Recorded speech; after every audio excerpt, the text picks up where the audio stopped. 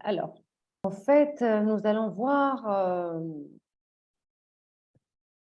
le coaching d'équipe selon l'ICF aujourd'hui. Donc, je pense qu'on en avait parlé une fois. C'est que ICF, depuis 1 an et demi, ils ont mis en place un référentiel de compétences pour le coaching d'équipe. Et aujourd'hui, j'aimerais bien zoomer avec vous sur qu'est-ce que le coaching d'équipe, il peut servir à quoi, pourquoi maintenant, et quelles sont les particularités, différences par rapport aux autres types d'accompagnement pour les équipes ou aussi l'individuel. Si vous avez des questions sur le coaching des équipes, n'hésitez pas à les partager dans la chat box.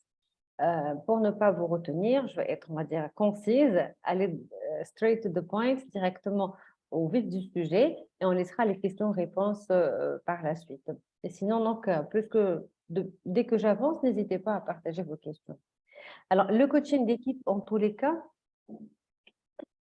il y a deux niveaux d'accompagnement aujourd'hui. Il y a soit l'accompagnement des organisations pour tout ce qui est donc contenu, développement de compétences, on va dire, techniques, une nouvelle technologie, une nouvelle transformation dans par exemple, industrielle, ou bien donc, tout ce qui est développement des compétences managériales.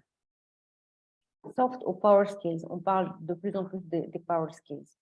Donc, par rapport à ces deux niveaux d'accompagnement, il y a vraiment le volet donc, organisation. Donc, il y a des enjeux qui sont plus complexes que pour un individu.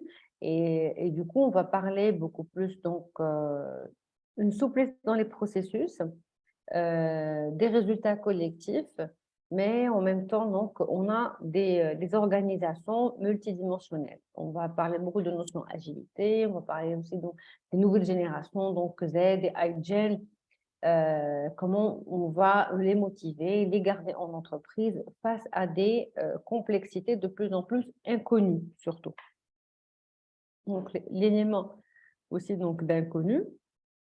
Donc, on n'arrive plus, on a du mal à se projeter, on a du mal à avoir une vision. Donc, avant, c'était la vision, on parlait de 10 ans, 5 ans. Aujourd'hui, on a beaucoup plus de mal à avoir cette vision. Après, dans le cadre où, post-pandémique surtout, et aussi dans les transformations industrielles. Par exemple, on parle de l'automobile où on passe à l'électrique, par exemple.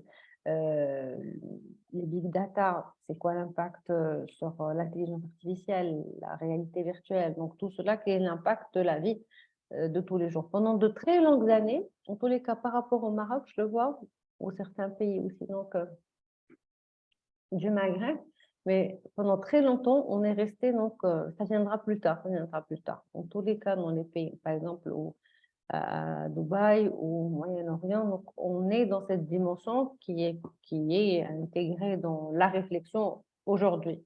On ne parle plus de la vision de 10 ans, mais vraiment aujourd'hui, 2025, 2024, même 2023, on intègre une grande partie dans les prises de décision. Et par rapport donc aux équipes, alors en fait par rapport aux entreprises, on a besoin de performance, intelligence collective, les fidéliser, retenir les ressources, les talents, on parle beaucoup plus de talents, avoir un esprit d'équipe et appartenance et développer, avoir donc une pérennité. Les équipes, ils ont besoin de sens, de mission, de vision claire et partagée, vers où on va, qu'est-ce qu'on va faire, quelle est la stratégie, quelle est votre stratégie, quel est le processus qui va nous amener à cette stratégie. Du coup, donc, de l'équipe vers les individus, mais il faudra donc motiver les parties prenantes de chaque équipe en termes à un niveau individuel, mais à un niveau équipe, donc le collectif. Et avoir un leadership inspirant. On n'est plus vers les... donc, on est également à la recherche d'un leadership voilà, qui me donne envie, qui soit passionné, qui me donne goût, qui me fait vibrer pour que je puisse le suivre. Donc, un influenceur au sein de l'entreprise ou au sein du département pour que je puisse voilà, donc, avoir envie de travailler avec lui. Et par rapport à cela, donc l'approche de l'ICF, qu'est-ce qu'elle a proposé? Donc, ICF définit le coaching d'équipe donc, comme un processus de co-création, comme ce qu'on avait vu par rapport à l'individu, mais là, c'est co-création avec collectif, avec l'équipe en entier. Et pour agir sur des dynamiques, on parle beaucoup plus de dynamiques et de relations. On va voir quelles sont les relations qui s'installent entre les différents individus et membres de l'équipe et de l'objectif commun. Donc, on a une vision commune et un objectif commun sur lequel travaille le coach avec son équipe. Alors, ça peut-être, je vais revenir sur un... Voilà, ça c'est important. Ça, c'est le document qui a été produit par l'ICF en tant que référentiel. Et ça, c'est la différence avec les différentes disciplines qui existent. Donc, team building, formation ou accompagnement, conseil ou animation, facilitation, c'est plutôt animation, mentorat. Donc, la différence avec un coach d'équipe ou un coaching d'équipe, qu'il est sur du long terme, qu'il est sur une collaboration. Donc, on parle, le coach, il est avec toute l'équipe. Il n'est pas avec le manager à part avec les membres. Non, c'est toute l'équipe qui est importante pour le coach. Et il va travailler sur la durabilité. Ce n'est pas une action ou un shot. C'est pas comme le team building. On va créer une bonne ambiance.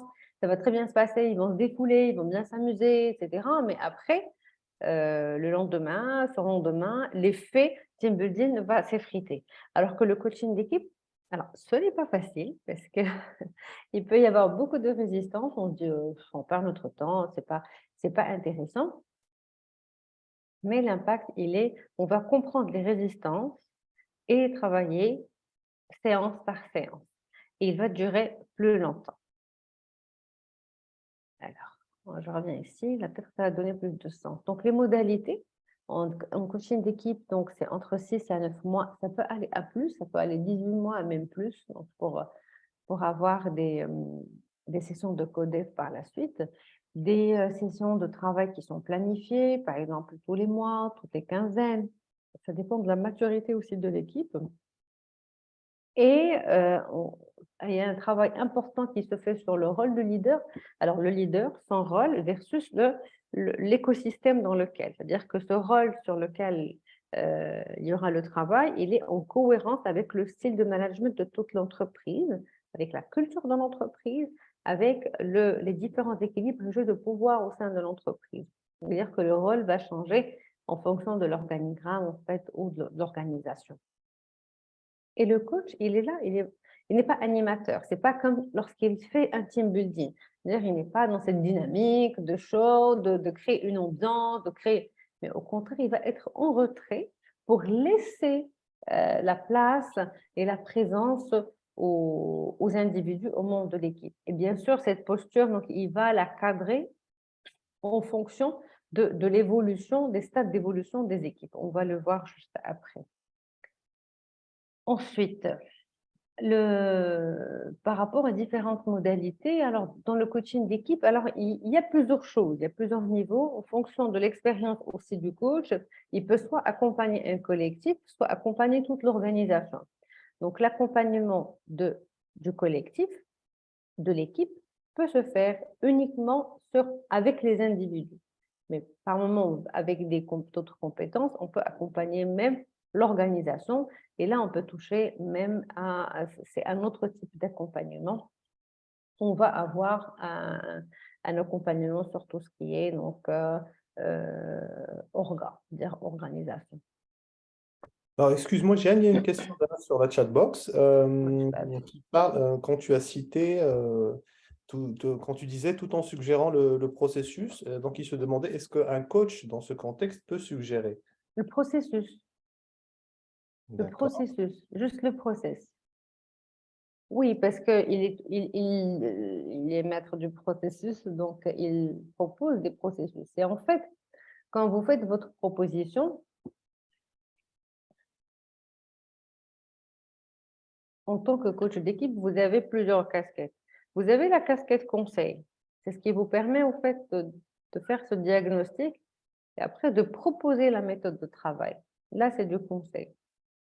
Après, vous passez, et c'est là, par exemple, quand on est en mission avec les équipes, vous allez avoir plusieurs parties. En général, par exemple, en cabinet, il va y avoir une personne qui fait le diagnostic, une personne qui fait la proposition et des coachs qui vont intervenir, donc qui vont animer les sessions de coaching. Donc, il y a plusieurs casquettes. Donc, moi, si je suis seule dans la mission, je vais à un moment donné proposer la méthodologie de travail avec le client. Et là, je suis en suggestion. Quand je suis en intervention avec l'équipe et les membres pour les faire avancer sur une problématique, je suis en mode coach d'équipe. Et là, je suis en questionnement. Je les challenge par rapport à leur réaction, par rapport à leur mode de pensée. Merci, Jihan. Il y a une autre question de Zineb. Comment le coach peut-il agir sur les résistances s'il n'intervient pas de manière individuelle avec tout un chacun? Il fait le feedback devant tout le monde. Et c'est ça la délicatesse, c'est-à-dire que vous allez observer par exemple un comportement qui relève d'une résistance X et Y, vous allez soulever le point devant tout le monde. Et c'est vraiment la manière au mode coaching qui fera réfléchir tout le monde sur cela. C'est pour ça que c'est pas facile. Il y a surtout les premières séances de travail, il y aura beaucoup de résistance, beaucoup de patates chaudes, beaucoup de petites bombes qui vont exploser. Et du coup, c'est petit à petit, c'est vraiment, c'est comme vous avez des ficelles que vous allez soulever, vous allez ouvrir, dégager petit à petit, petit à petit. Oui, Zineb. Avec ton retour d'expérience, tu l'as expérimenté, le fait de faire des feedbacks à ces personnes-là. Je parle d'un codir, je parle donc Oui, un manager qui a des résistances et à qui il faut faire un feedback devant ses collaborateurs. Enfin, j'imagine, j'essaie de visualiser la chose. Avec ton retour d'expérience, toi, comment c'est vécu? Alors, je vais revenir à une expérience que j'ai eue, je pense cet été dernier. Et en fait, il y avait des rapports d'assessment, je n'avais pas fait. C'est un autre cabinet qui avait fait. Donc, c'est toujours plus intéressant à ce que les assessments soient faits par d'autres cabinets. Comme ça, vous êtes vraiment neutre par rapport à la relation qui va s'installer avec l'équipe. Et donc, qui remettait en question. Donc, il y avait une remise en question des assessments. Et OK, donc on laisse de côté les assessments et on travaille. On fait un travail. Sur quoi vous voulez travailler? Ils mettent en place la thématique et on commence à travailler sur ça. Et voilà, ça se passe très bien, on avance, de petites prises de conscience, ils voulaient, c'est-à-dire que bien sûr, on ne peut commencer le coaching d'équipe que s'il y a une demande claire de la part du management et une adhésion donc de l'équipe. Et du coup, on a travaillé pendant, je pense, 2 jours et demi dans le process. Donc, je pense qu'on était arrivé à la 3e journée. Et là, on se mettait d'accord, en fait, sur un modèle. Et on commence la session et je me suis retrouvée toute seule dans la salle. Donc, ils n'étaient pas venus. Il n'y avait que 2 sur 12. Et j'arrive, moi qui j'étais, mon enfant, bah pour eux, c'est le coach, c'est sympa, on s'amuse, etc. Donc, ils n'ont pas pris au sérieux la séquence. Ah bah, mais on croyait que ça pouvait attendre à 15 heures. C'était bon enfant. D'accord. Et là, je fais pause et j'arrête. J'ai tout arrêté. Quel est votre feedback sur ce qui vient de se passer? Et on a décortiqué point par point. Voilà. De la communication, de la compréhension, de la perception, de l'interprétation, du vécu. Qu'est-ce qui fait que 2 personnes étaient là? Qu'est-ce qui fait que 2 personnes, elles avaient vu l'heure? Ah, mais finalement, on ne pensait pas que c'était à toi qu'on devait voilà, respecter l'heure. Hein, il fallait qu'on... Et là, on a remis en question tout. On a passé tout l'après-midi. Ce n'était pas facile. Ils étaient gênés, ils étaient embarrassés. Ils ont exprimé cela. Il y a eu beaucoup de colère. Et on a échangé sur la situation jusqu'à ce qu'on arrive sur, voilà, quel est le learning, quel est l'apprentissage que je fais par rapport à cela, par rapport à mon vécu. Et là, on est revenu à l'assessment. Ah, mais ce point-là, moi, je l'ai lu quelque part, qu'ils avaient partagé avec moi le résultat de l'assessment. Tiens, ça, c'était un problème de communication et d'interprétation des jeux de pouvoir. D'accord. Très bien. Parce que, d'accord, il fallait redéfinir le pouvoir, le rôle de leader. C'était quoi son périmètre et c'était quoi le style voulu.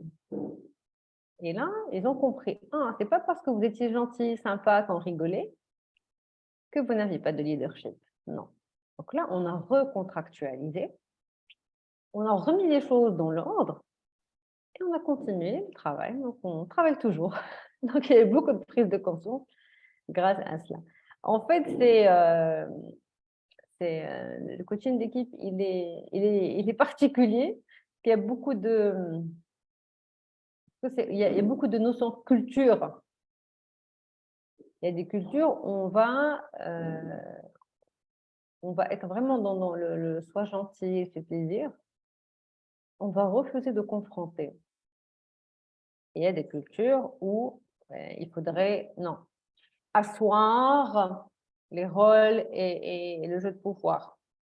Donc, tout cela, c'est à prendre en considération. C'est pas comme l'individuel. C'est pas comme l'individuel. C'est que c'est vraiment suivre l'évolution de maturité de l'équipe.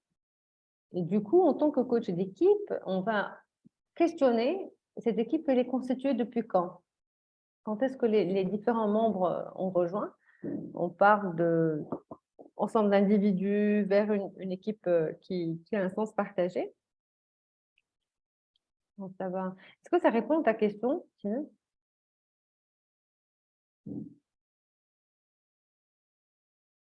Par rapport au feedback, c'est ça? Vas-y, je t'écoute.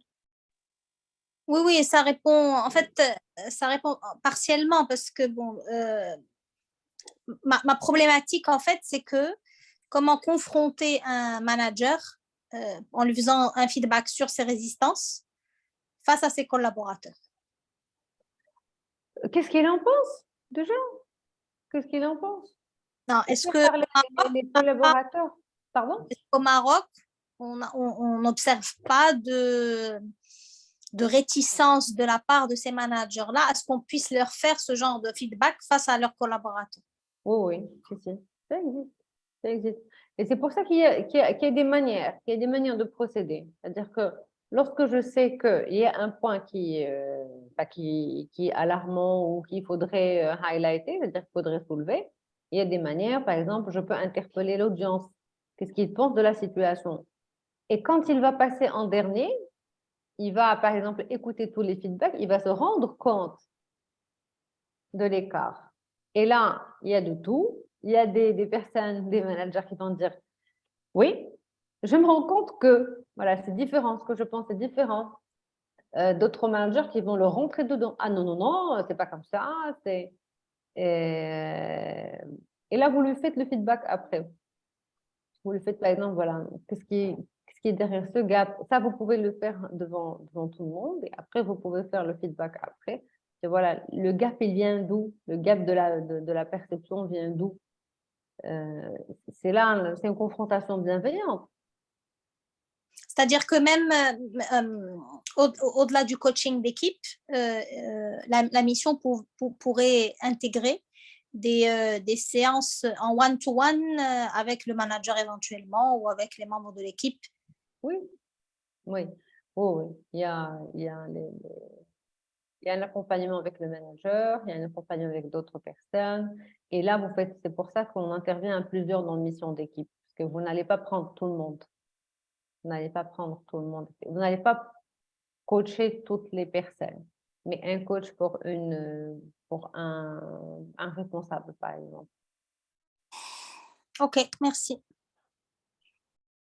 Welcome. D'autres questions?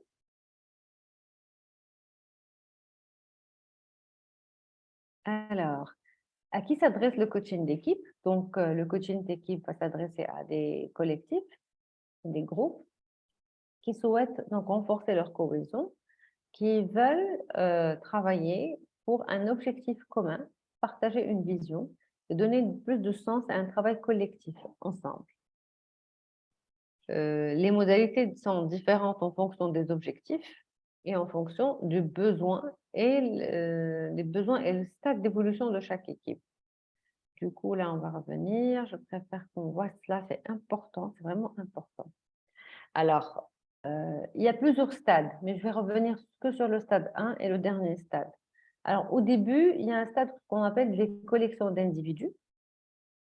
Alors, c'est là où les membres ils sont centrés sur leur identité et leur fonctionnement individuel. Le qui je suis, comment je réagis, mes avantages, mon territoire et mon métier. Donc, c'est des experts, un ensemble d'experts qui, voilà, chacun, il tient à son périmètre, à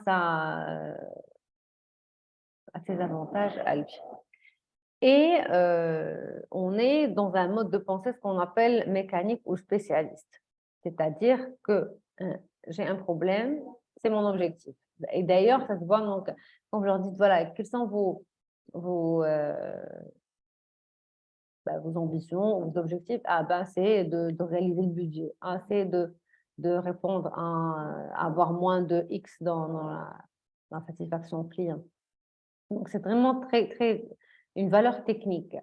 Et là, c'est le premier stade. C'est-à-dire que quand vous avez en face de vous, en tant que coach, des réponses comme cela et un fonctionnement comme cela, ça veut dire que vous êtes face à des individus qui n'ont pas encore atteint le niveau de vision commune, qui n'ont pas encore de lien entre eux, qui n'ont pas encore cette cohésion, pas de cohésion d'équipe. Et donc, en général, si vous êtes des RH, si vous êtes dans les RH ou managers aussi, donc vous allez avoir... Alors, c'est pour ça qu'on se dit, à chaque fois que vous avez dans un département des entrées ou des sorties, c'est-à-dire que les ressources changent, c'est une nouvelle, c'est un groupe. On ne peut pas parler d'une équipe. Et du coup, vous avez besoin de travailler sur la cohésion. Et pour la cohésion, il y a des B.A.B.A, par exemple. Donc là, on va travailler sur la cohésion de cette équipe. D'abord, c'est revenir à la... Parce qu'une équipe, c'est des individus, c'est un manager, c'est un leader, c'est des relations de pouvoir. Alors, pouvoir, c'est vraiment le sens ou le terme pouvoir, c'est les enjeux, c'est surtout les enjeux au sein d'une équipe avec les relations hiérarchiques, les relations même en mode projet et communication. Comment je communique au sein du groupe? Est-ce que voilà, je communique avec tout le monde ou bien je vais communiquer avec un tel, avec un tel, avec un tel? J'ai des relations bilatérales avec chacun des membres du groupe au lieu d'avoir une communication collective. Et l'intervention du coach dans ce stade-là, elle est totalement différente de l'intervention dans un autre stade d'équipe. Il y a la dernière étape qui est une équipe. On parle d'une équipe parce qu'ils ont un sens partagé et une vision commune. Il y a de la cohésion.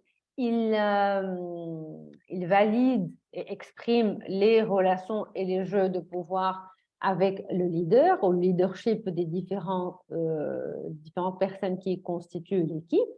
Et ils communiquent dans ce sens-là pour le bien de tout le monde. Donc, c'est vraiment comme une équipe de foot qui marque de super bons buts, surtout dans cette coupe.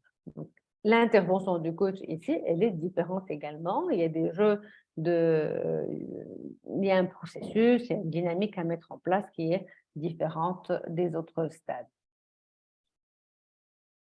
Donc, ce qui caractérise cette équipe, c'est que l'identité de chaque membre, elle se définit par rapport à la vision. Donc, nous réalisons, voilà, donc nous voulons réaliser le premier ou le XX production, par exemple, dans 5 ans, ou dans 2 ans, ou dans 3 ans. Nous sommes là pour faire développer des compétences. Nous sommes vraiment, on s'exprime et on se définit avec cette pensée qui est holistique, comme vraiment l'hologramme de l'ADN. Nous sommes vraiment une seule, et on entend des mots comme, voilà, nous sommes, c'est la même famille, c'est la même maison, donc on se sent chez nous. Donc là, ça prouve qu'il y a de la cohésion derrière, qu'il y a des relations qui sont nouées entre les différents membres de cette équipe.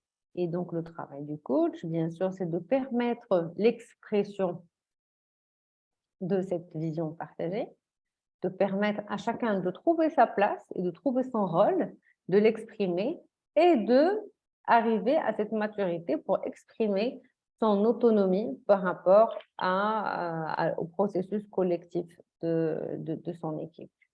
La notion de l'autonomie, elle est très présente au sein de l'équipe, comme ce qu'on avait vu dans le cadre de la route d'autonomie individuelle. Donc, le travail du coach aussi, donc d'équipe, accompagne toute l'équipe à aller avec les stades de développement versus aussi les stades de son autonomie.